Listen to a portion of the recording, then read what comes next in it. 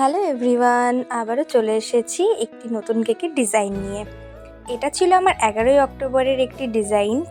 তো কাস্টমার আমাকে অর্ডার দিয়েছিল এবং বলে দিয়েছিল আমারই এক ডিজাইন দেখে, আমার এক কেকের ডিজাইন দেখে সে পছন্দ করেছিল।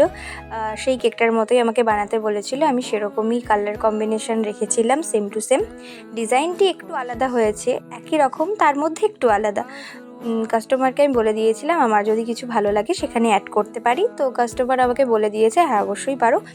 তো কেকটার মধ্যে বাটারফ্লাই ছিল, বাটারফ্লাই দিয়ে ডেকোরেশন করেছিলাম এবং হোয়াইট পার্ল দিয়ে ডেকোরেশন আমার হয়ে গেছে এবং দেখতে দেখতে কেকের ডিজাইনটি করে ফেলেছিলাম।